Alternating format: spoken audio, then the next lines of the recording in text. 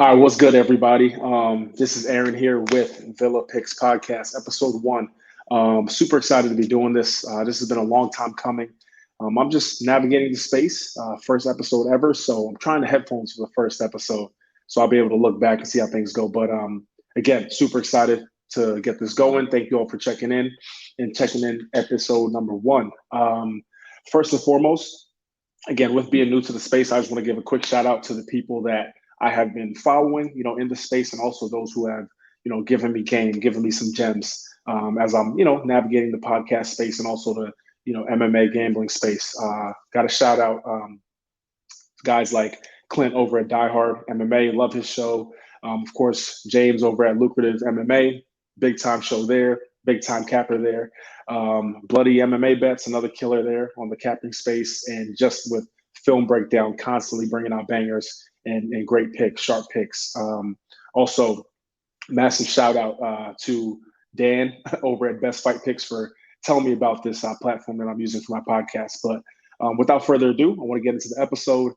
This is just going to be a little bit of a pilot episode, getting into who I am and doing a little bit of a breakdown of UFC 293, my first full card breakdown. So let's get this going. So first thing I want to talk about is, really how I got into combat sports. So, about 15 years ago, I was watching the UFC with my older cousin.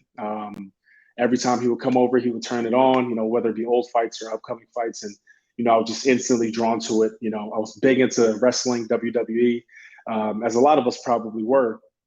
And, I just fell out of love with WWE. And I was like, man, this stuff is real here. This combat sports stuff is super, super intense. It's exciting.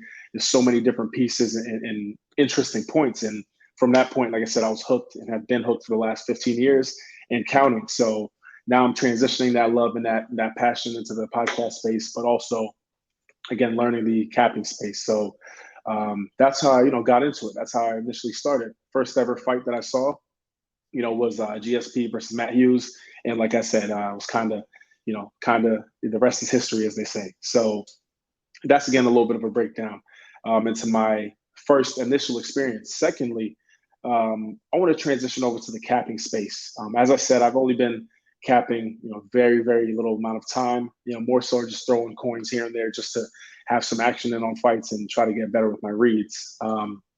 So first thing, how I like to view breakdowns, number one, is why did the UFC make that fight, right? Or this fight, whichever fight, right? So you have to think about it. Are there, contender implications, right? Is this a title elimination fight?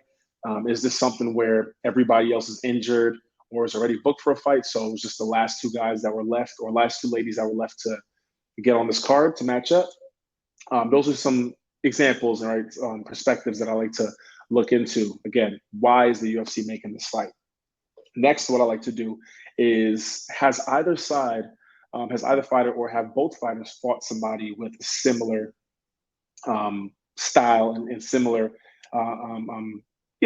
background, right? And if so, how did that fight go, right? So obviously no fighter is the same, right? Everybody is different in their own way and have different intangibles. But generally speaking, from a foundational standpoint, you can say, hey, has this kickboxer faced the grappler before, right? Has this grappler faced the fellow grappler before, so on and so forth. How did that go? How did that history of those matchups go?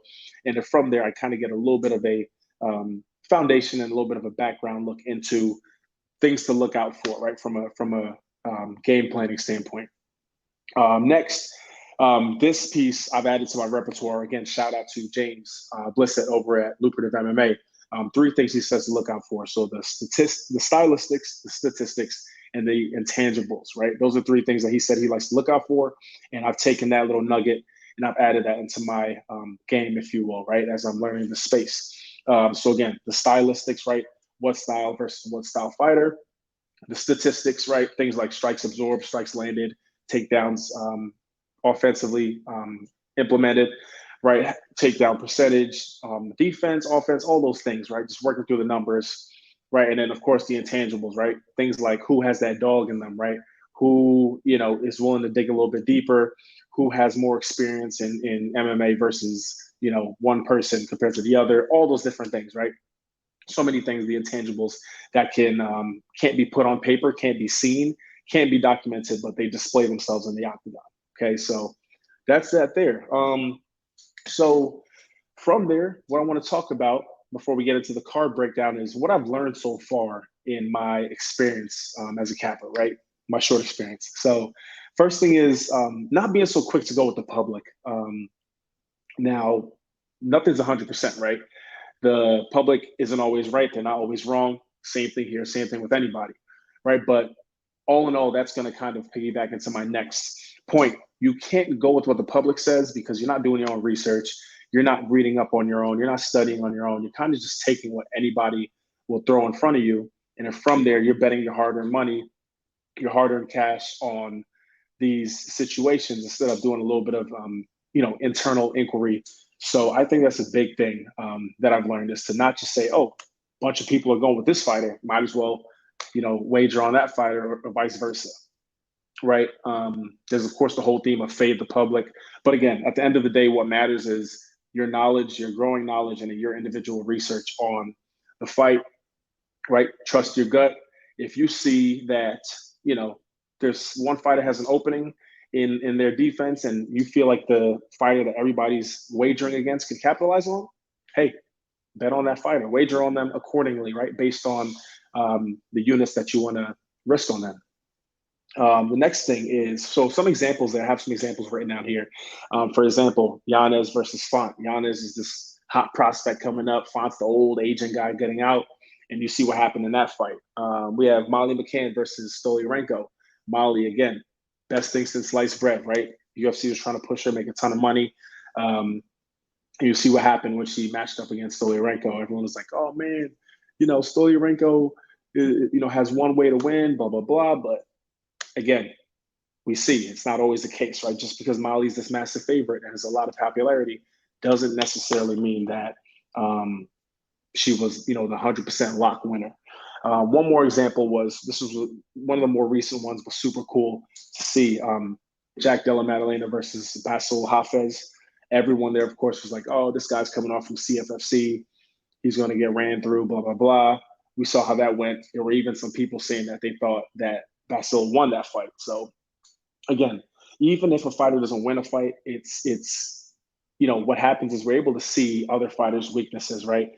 We see that JDM struggles with grapplers now, tough grapplers that can, somewhat tolerate him on the feet. I don't want to say match him on the feet. I thought they definitely, and I think they're on different levels from a boxing standpoint, but we saw how toughness, durability, wrestling, and just a guy who was willing to endure and go from the first belt to the last. We see how that type of fighter, that type of style can give a guy like JDM, for example, some trouble. Another thing, don't emotionally gamble. Everybody gets so caught up in, man, that person put $100 down though on this fight, or so I got to do that. Hey, if your unit size, if your unit is $20, if it's 20 cents, it's all good, right? At the end of the day, some people do this professionally. Some people do this for extra money. Some people just do it for fun. Like I said, to throw a few coins in a wishing well. There's so many different styles, right, of sports betting and wagering, and also so many different outcomes and reasons behind it, right? Are you doing it for fun or are you doing it for income? Is this your way of living? Do you not have any other source of income? How much time are you putting into it? All that type of stuff. So that's the biggest thing. Don't emotionally gamble. If you love a fighter, but they're matched up with somebody that's a nightmare matchup for them, it doesn't always work out in your best interest to wager on the fighter that is a favorite of yours or one of your favorites, or, this is the best fighter of all time in my eyes. Put that all to the side. You have to look at what the tape says, what those fighters' tendencies are, what their last few fights have been looking like, all that stuff. There's so many things to break down. All right. And then lastly, again, before I continue on with this last one and then move into the fight card breakdown, I want everyone to know that this is just from my experience, right? And things that I'm learning and teaching myself. So when to increase units. I haven't gotten to that point necessarily yet, just because I'm so new, but my plan is to increase units once I reach the next 50, right? So let's say I start off with a bankroll of $500, right? Once I reach the 550, okay, bump up a little bit units. Now, same thing, once it's to 600, same thing, 650, 700, you see where I'm going, just so there's not only risk management, but also that slow, steady climb. Again, as I'm doing this for more so fun, right? I'm not looking to, again, retire tomorrow, doing this wagering. I just love the sport. I've been a fan of it for years. And again, just another way to have some buy-in on it, right? Same thing with fantasy football or sports betting, any other sport. It's just a way of increasing that engagement and the intensity of the situation. So, with all that being said, I want to get into just a quick breakdown of 293. Starting off with Kevin Juset versus Kiefer Crosby. What I saw on the tape, I saw Kevin is he's very technical, right? He's very patient. He's not running out there and throwing a bunch of strikes unnecessarily. He's very energy conscious, right? I'm not saying that in the sense that he has a bad gas tank, but he's very energy conscious. He has a judo background, so he can hold his own from a clinch, stand-up grappling standpoint. And then Kiefer Crosby, on the other hand, I saw his fight against Cowboy Oliveira, for example, who's a former UFC fighter. But just to keep it short and sweet, again, Kevin, the patience, the guys who he's training with, arguably some may say the best middleweight in the world, and along with his other team members over at City Kickboxing, versus a guy like Kiefer who's kind of kill or be killed, doesn't really set up anything, just kind of goes out there and tries to go out on the shield, right? Big punches, rushing in for takedowns, just trying to just bully you, almost big brother you. With Kevin's judo background, I think he'll be able to effectively do what he has to do to stay on the feet. And I think once Kiefer blows his gas tank, in the first 7.5 minutes at best, then it's kind of just Kevin's world from there. So I'm rocking with Kevin on that side there. If you are interested in my free picks on these fights, I'm posting them in the Discord, in my Twitter link, in my Twitter bio. I'll be sure to plug that in at the very end because I want to get through these breakdowns. All right, next we have, and listen, I'm no English professor, right? I'm a full-time salesman. That's my full-time job. And I'm a full-time dad. So, hey, I'm not an English teacher, but I'm doing my best. So we got Nazareth Hatparas versus Landon Quinones. Nazareth, he's kind of a guy that's just spontaneously dropped on these cards. Or a baby Kelvin Gastelum, as I like to refer to him as, and as I'm sure, a lot of other people say that joke. But Nazareth, he's slick, very light on the feet. Again, he's very similar to Kelvin in that way, where he's in and out, nice and light on the toes, southpaw, nice, throws some nice kicks, right? And then also just has really crisp boxing, right? Gets in and out, doesn't really get hit that much. It's very defensively sound, defensively aware. On the other hand, Landon, saw him on The Ultimate Fighter most recently. Just didn't look that good, and I know in that situation, it's the vets versus the rookies, and there's the jitters and all that good stuff. But I don't, and this is no disrespect to any fighter, I know a lot of fighters personally, and I'm close with some, and I know the work that they put in, but I don't know, I just don't think much of Jason Knight in the way that Landon kind of just got, put away quickly in his matchup against him. I just don't see him being able to track down and land those big shots that he might have landed on the regional scene against a guy like Nazareth, who's going to constantly be in and out and is very defensively sound and has very crisp boxing. I see this going, again, Nazareth's way, most likely leaning towards him winning a decision, but I wouldn't be surprised at a late KO, just because I think Landon's just going to have to keep on pushing forward, throwing big punches, trying to force himself for takedowns. He might land one or two. That's just how the numbers work out. But Nazareth will pop right back up on his feet and do what he has to do. On to the next. So next we have, here we go, the star boy, right? Manel versus Felipe dos Santos. Felipe, he was in a unique situation. Both men here actually, but Felipe, it's crazy. He was on the Contender Series, or scheduled to have about I think it was, I forget how many weeks ago, maybe 2-3 weeks ago, and now all of a sudden he's fighting a ranked fighter, co-fighter, or fellow fighter in his class. So that's pretty cool for him. Obviously, massive opportunity. Trains out of that shooting box camp. You know how those guys fight. They've been aggressive from the Vanderlei Silver days all the way to now. Forward style, big punches, big kicks, big power, really durable, really tough. But I don't want to say that's about it, but that's about it, right? Whereas Manel Cop, this is a good matchup for him in the sense that, again, the stylistics, right? Referring back to what my guy James was putting out there, the gem he dropped, stylistics, right? You have a guy who's going to march forward, put pressure on you, throw punches, throw kicks. Everything is with fight-ending intentions. Whereas Manel Cop just kind of hangs back, right? Hangs back, waits for that moment, and then pounces, throwing 2-3 strike combos. When I was watching back Manel Cop's fight with David Dvorak, you see Dvorak, he was aware. I'm not going to say timid or afraid, but he was very aware of what Manel Cop is capable of. And especially at that weight class, is really impressive. You know how much pop he has in the strikes. What you see, Dvorak he started to get into desperation in the later rounds 2 and 3. When Manel was just feeling himself, he's doing the dribbling, the crossovers, all that stuff. And guys like that, when they have that level of confidence inside the octagon, Manel has a skill, he has a swagger. I'm not saying anything against Felipe, but I just think experience at the end of the day is going to win. Experience and the skill of Manel Cop. So again, I can see Manel really any way he wants, but I can see a KO just because those guys at Shoot the Box, Felipe is going to be there to be hit, and Manel is not the kind of guy, that's death by 1,000 cuts. He can crack, and he's going to land a few, and I think he sees his way through a stoppage finish. Again, knockout, second round, let's say late second round, or third round, right? More confidently third round, just out of respect for how tough these guys are at that camp in Brazil. Next, we have Shane Jung versus Gabriel Miranda.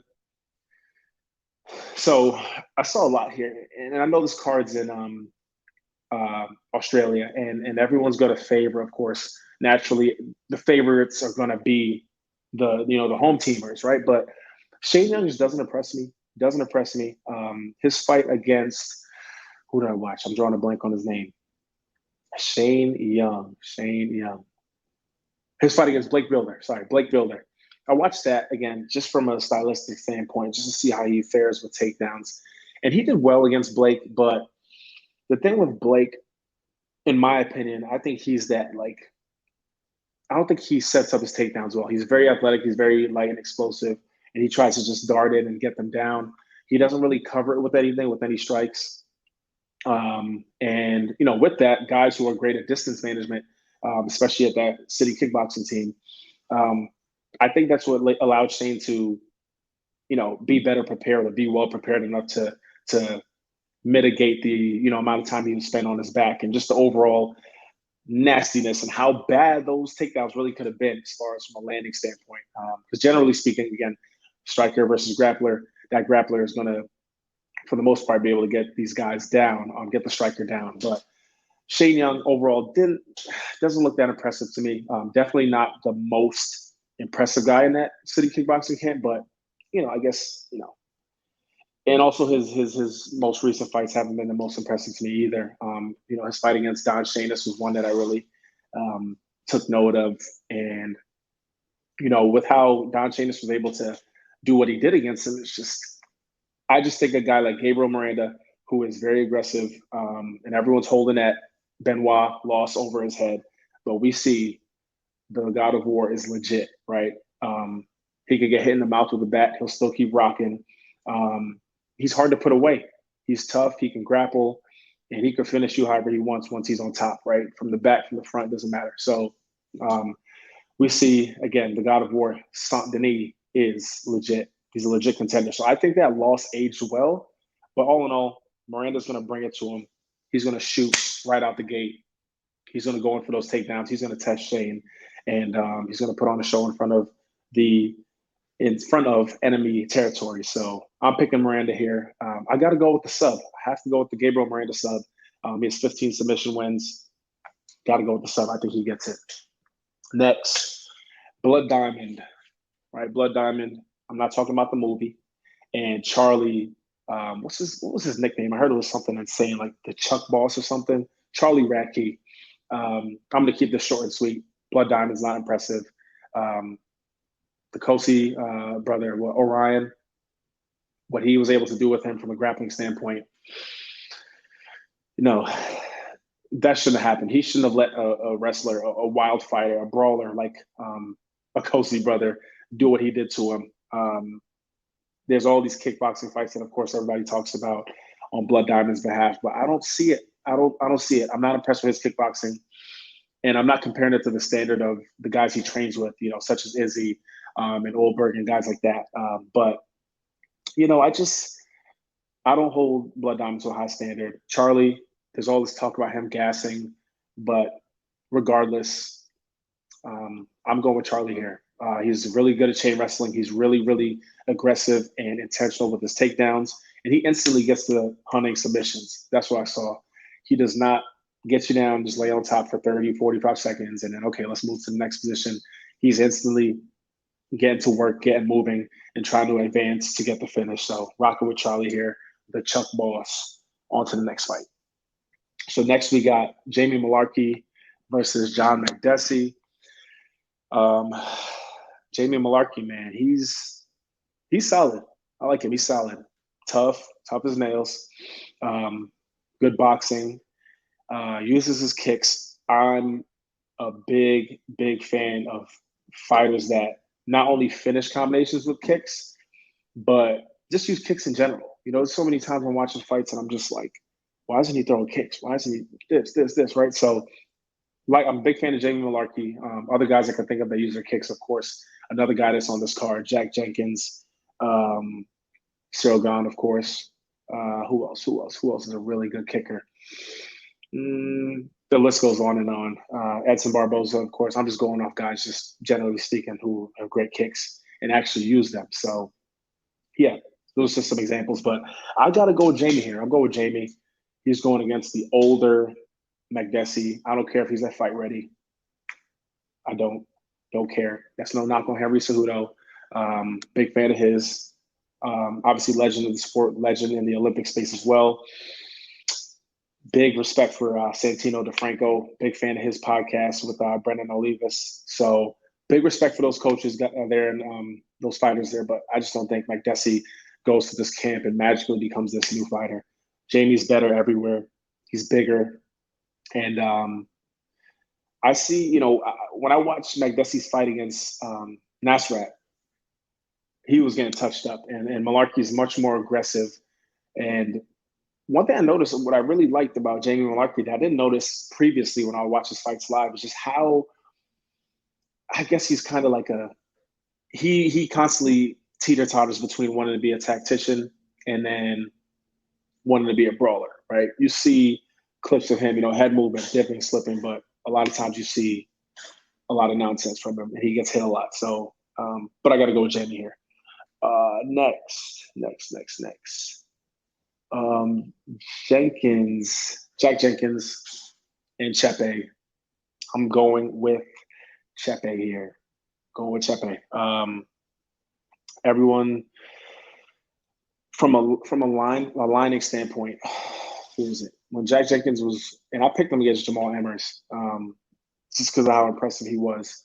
But I picked him. I was kind of going out on a limb just because the value was so good. I thought he was good enough to get the win. Jack did end up getting another win, and everyone was talking about how close it was, robbery, this and that. But at the end of the day, he went from being a underdog to now a pretty big favorite against a guy in Chepe who was supposed to get steamrolled against Trevor Peek, who again I don't hold to high regard.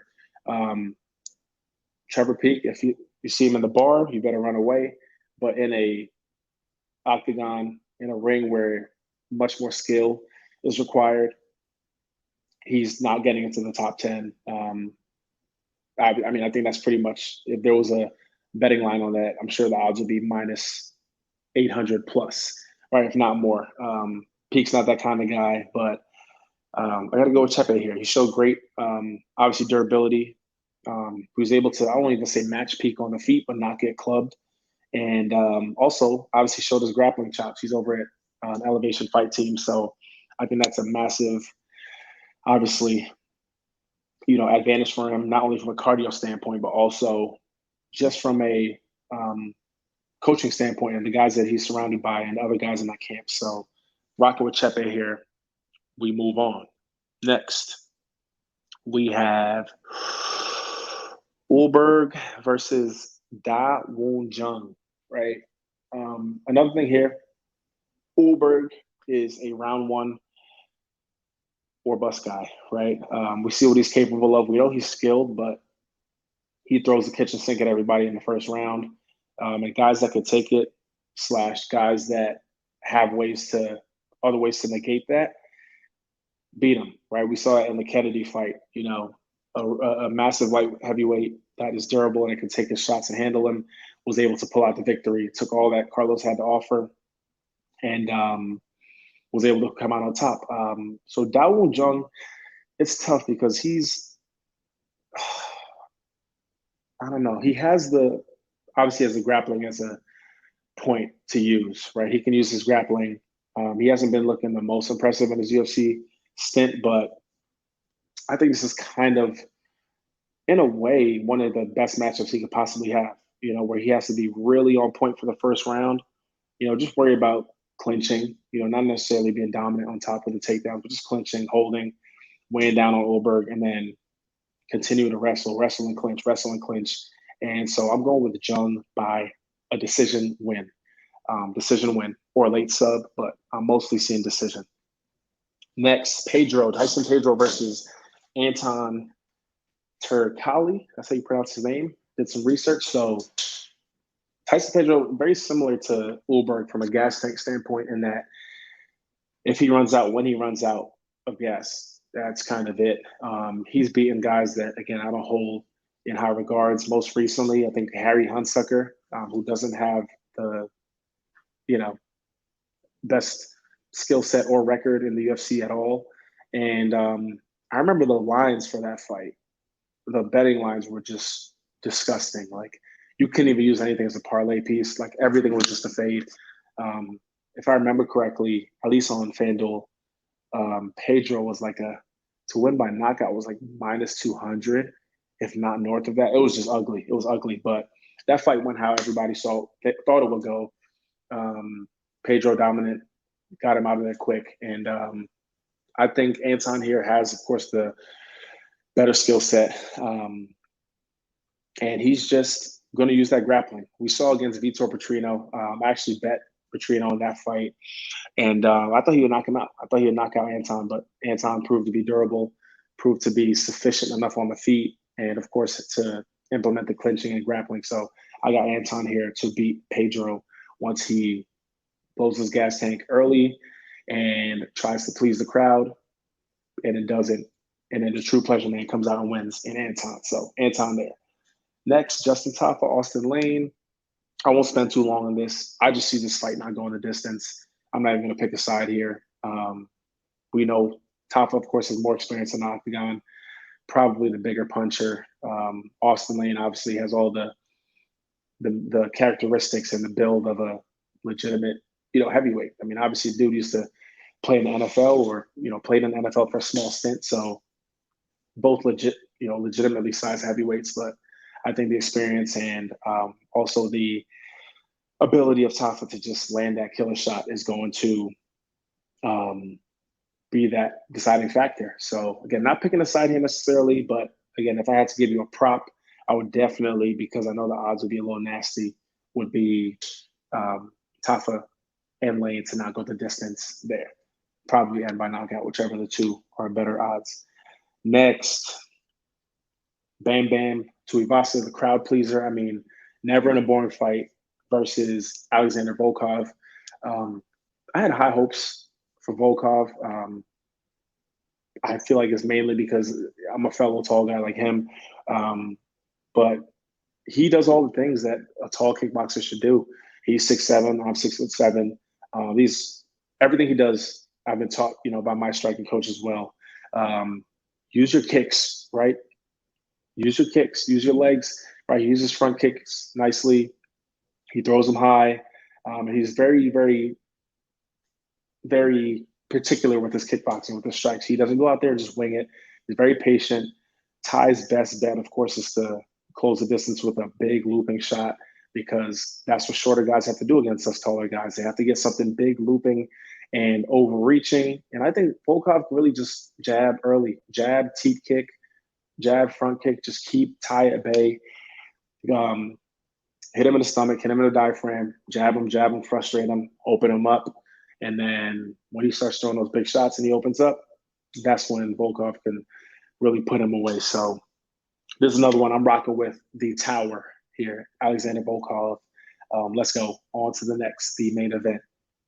So last but not least, we have the main event here. I see a lot of people talking about, oh, Strickland shouldn't be this big a dog to anybody, this big an underdog to anybody, and blah, blah, blah, blah. But at the end of the day, obviously his style is effective enough for him to win fights. But generally speaking, he's not as skilled as Izzy, right? We know that.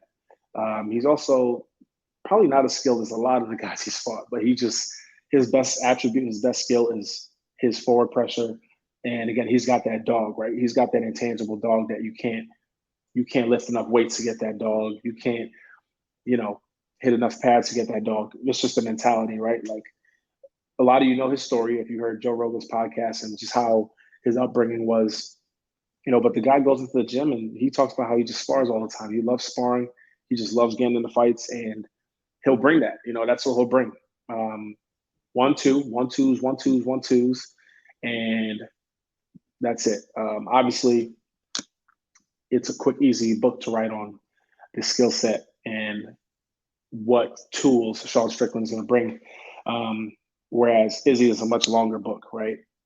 Feints, out of this world, right? Obviously, in City Kickboxing, again, great squad there, but his feints they're just next level, right? There's those small movements that just, he just gets reads on guys. He feints, he sees where their hands go, how they step, how they slip one way, how they go the other way. He just makes them go into positions that he wants them to go. And then from there, he throws those strikes into those empty spaces. Beautiful thing, beautiful striking. We all know this. But the thing with Strickland is that he bites so heavily on feints, right? Like we've seen it in the Pereira fight, in the Abus Magomedov fight. Every time somebody feints at him, he's like closing his hands and dropping. He's just constantly reacting. Very, very, toddler-esque, right? Where you see two little kids flinch at each other and one gets super scared, they blink, their eyes close, they just panic, right? They almost freeze.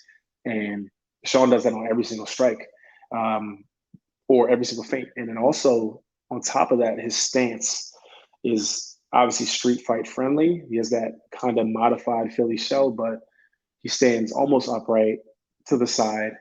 He's just begging for his legs and his body to be kicked, because on the retreat, when guys throw at him, I've seen that he just leans his head back and keeps that shoulder a little high. But again, guys like Izzy, he's way smart enough. I don't even have to.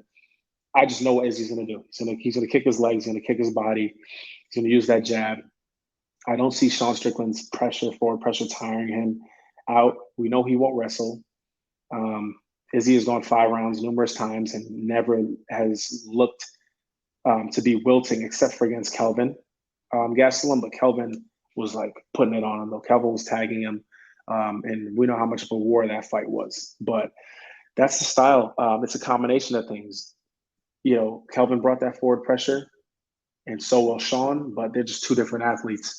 Kelvin's way more explosive, way quicker than Sean, hits harder, and fights from a different stance. With Izzy and Kelvin, it was orthodox versus south, whereas here, Izzy's going to be able to have that opportunity to switch between one stance, between orthodox and southpaw to set things up. But also Sean is just going to be an orthodox, standing straight up, waiting for his legs to be kicked. So I got to go here with Izzy. If I have to say, I was leaning him to win by points, but I feel like he has to get the finish. All signs point to finish, right? Better striker, way better repertoire of strikes and setups. Sean is a defensive nightmare. I mean, the guy, just as a brawler, right? And he reacts to almost everything. So I feel like Izzy has to get a finish here. He showed he's obviously got the pop in his hands to do it when he just knocked out Alex Pereira. So I think Izzy by finish, Izzy by KO. And that's it. So again, thank y'all for tuning in. First episode. I'm just kind of working through the what's the term I'm looking for? Working through the bits and pieces of it, right? But again, episode 1, I'm super excited to finally have done this. Again, thank you to all the cappers in the space that shouted out in the beginning. If I missed any, of course, that's no shade on any of y'all. Yeah, I'm sure y'all all do great work, and I'll be hoping to follow you all and follow your process for tape study and wagering and just making your reads in general. I'm always listening to new podcasts and so on. But shout out to all of y'all that are in the space. I'm excited to learn. I'm excited to put out more of these episodes. And again, you can check out my free Discord link in my Twitter bio.